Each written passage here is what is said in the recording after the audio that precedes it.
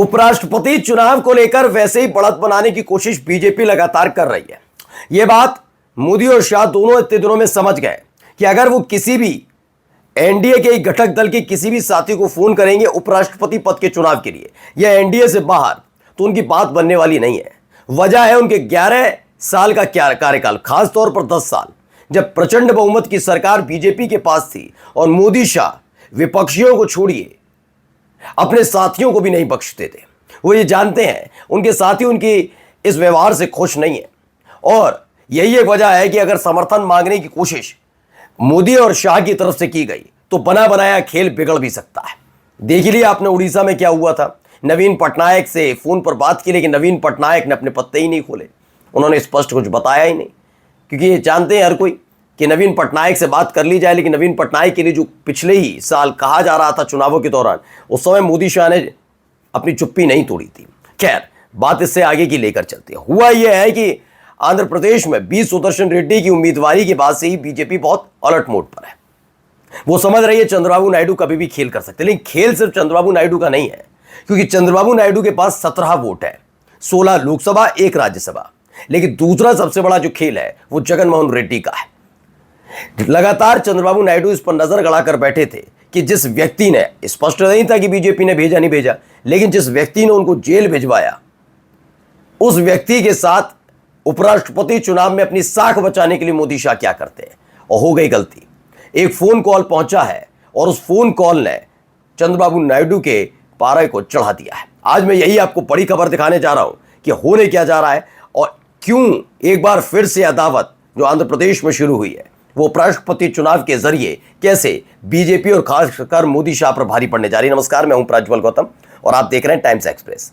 ये उपराष्ट्रपति पद का चुनाव प्रतिदिन रोजाना उलझता सा जा रहा है। एक ऐसा पेज बन गया है जिसे खोला भी नहीं जा रहा और बहुत हिसाब किताब से करने की कोशिश हो रही है। मतलब सोचिए, आपके पास भरपूर खाना है लेकिन आप खा नहीं सकते। क्यों नहीं खा सकते? क्योंकि आप एक ऐसे पिंजरे में बंद हैं जिससे हाथ भी बाहर निकालेंगे तो बाहर निकालने के बाद वो तस्तरी इतनी दूर है, वो प्लेट इतनी दूर है कि वो आपके हाथ में नहीं है। यही कुछ स्थिति बीजेपी के साथ है। भारतीय जनता पार्टी नेतृत्व वाला एनडीए 427 वोटों के साथ है, लेकिन खेल बिगाड़ दिया आंध्र प्रदेश के सहयोगियों ने, दक्षिण भारत के सहयोगियों ने और तो और बिहार से निकली हुई आवाज ने। लेकिन इन सब के बीच कोशिश की गई कि कैसे भी करके अगर चंद्रबाबू नायडू पाला बदलते हैं, चंद्रबाबू नायडू आखिरी वक्त पर अपने सांसदों के जरिए चकमा देते हैं, तो एक ऐसा साथी होना चाहिए जो साथी हमारे को बचा ले, और वो साथी है जगनमोहन रेड्डी। जी हाँ, पहले जगनमोहन रेड्डी को फोन कॉल पहुंचा, क्या क्या हुआ मैं दिखाता हूं। एक खबर है द प्रिंट की। राजनाथ सिंह ने फोन किया जगनमोहन रेड्डी को, ये वाईएसआर सीपी को, कि आप जो सीपी राधाकृष्णन है उनको सपोर्ट कीजिए, आपके जो 11 सांसद हैं उनको सपोर्ट कराइए। दरअसल 7 इनकी राज्यसभा और 4 इनके लोकसभा के सांसद हैं, यानी कुल मिलाकर 11 वोट इस समय वाईएसआर सीपी यानी कि जगनमोहन रेड्डी के पास है।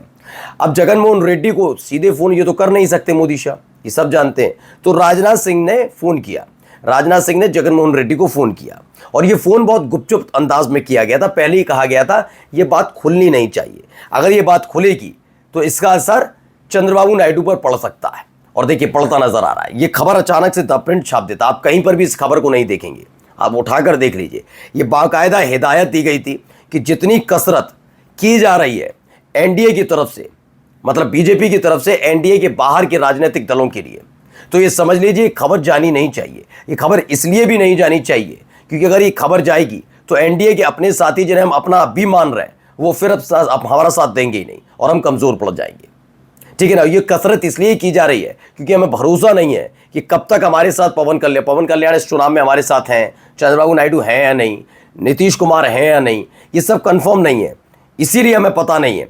इसलिए हम अभी से तैयारी करके रख रहे हैं। इसलिए खबर मत छापिए, जब हमें ज़रूरत पड़ेगी तो हो सकता है इन वोटों का ज़रूरत पड़े, हम ले लें और उस दौरान भी इन्होंने वोट कास्ट कर दी तो किससे पता लगेगा, सीक्रेट वोटिंग है।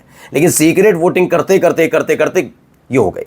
खबर क्या चल गई, एक ने खबर छाप दी। खबर चली है राजनाथ सिंह ने जगनमोहन रेड्डी को फ़ोन किया और वाईएसआर कांग्रेस के जो 11 वोट हैं, यानी कि 4 लोकसभा और 7 राज्यसभा वाले, उनकी डिमांड कर दी कि सीपी राधाकृष्णन को वोट करना चाहिए। बातचीत क्या हुई क्या नहीं हुई क्लियर नहीं हुआ, लेकिन ये खबर उड़ते उड़ते पहुंच गई चंद्रबाबू नायडू के पास। अच्छा, हो क्या रहा है इतने दिनों से, देखिए नवभारत टाइम्स की खबर आई तिरुपति के पास मुमताज होटल को दी करोड़ों की जमीन।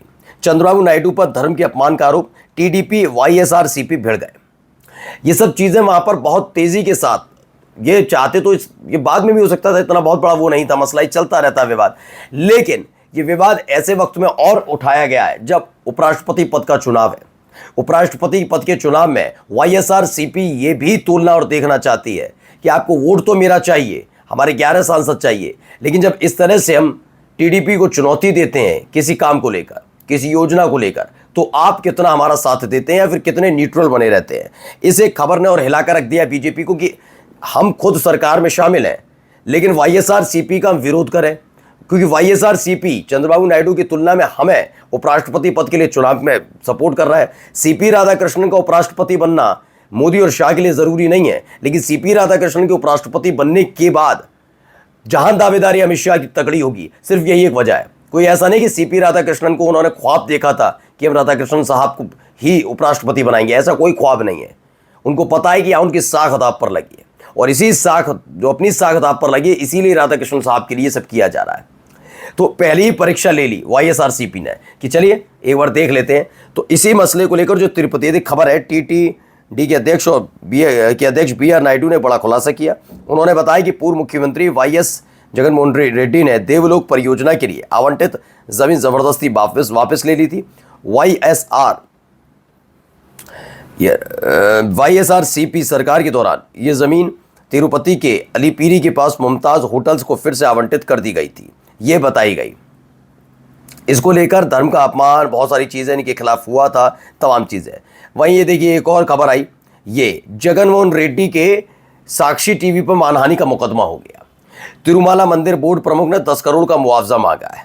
अब ये इसमें भी एक मसला निकल कर आया, जो टीटीडी है, बीआर नायडू ने जो कहा, मैंने भी आपको देखा, उन्होंने एक दावा भी कर दिया, जो TV5 तेलुगु समाचार चैनल के प्रमुख भी हैं, उन्होंने साक्षी टीवी और साक्षी समाचार पत्रों को कानूनी नोटिस भेजकर अपमानजनक रिपोर्टिंग का आरोप लगाया और 10 करोड़ रुपए का मुआवजा मांगा है। नायडू ने दावा किया कि वाईएसआरसीपी प्रमुख जगनमोहन रेड्डी के स्वामित्व वाले साक्षी टीवी और उसके समाचार पत्र ने 10 अगस्त और 14 अगस्त 2025 को भगवान वेंकटेश्वर स्वामी और टीटीडी बोर्ड के लिए उनके काम को बदनाम करने के इरादे से खबर चलाई। इसलिए लड़ाई अपने चरम पर पहुंच गई है, यानी कि दोनों के दोनों ये साबित करने में जुटे हुए हैं कि मोदी और शाह को बताना होगा कि समर्थन किस लिहाज से उनको देना चाहिए। दरअसल चंद्रबाबू नायडू पहले से ही बड़े आश्वस्त नजर आ रहे हैं, बहुत शांत नजर आ रहे हैं। वो स्पष्ट ये नहीं कह रहे कि बीआर सुदर्शन को दे रहा हूं या बीबी सुदर्शन को दिया जाएगा वोट या फिर सीपी राधाकृष्णन को, वो दोनों को ही अच्छा बता रहे हैं। बी सुदर्शन उनके दोस्त है, इसलिए पलड़ा ज्यादा भारी लगता है। अब मोदी शाह इसी बात को लेकर टेंशन में कि अगर आज वाईएसआरसीपी के साथ खुलकर खड़ा हो लिया जाए तो आंध्र प्रदेश सरकार में जो शामिल है, जिसमें जरूरत भी नहीं है चंद्रबाबू नायडू को, वहां जिस जाएंगे। उपराष्ट्रपति पद का जो अभी पता भी नहीं, पत्ते भी नहीं खुले, तो वहां से कहीं वोट ना चले जाएं। और अगर चंद्रबाबू नायडू का साथ दे दिया और वाईएसआरसीपी से अलग हुई, तो जब नायडू साहब ने उपराष्ट्रपति चुनाव के दौरान गच्चा दिया, तो हमारा साथ कौन देगा? बड़े असमंजस में है इस समय। नमस्कार।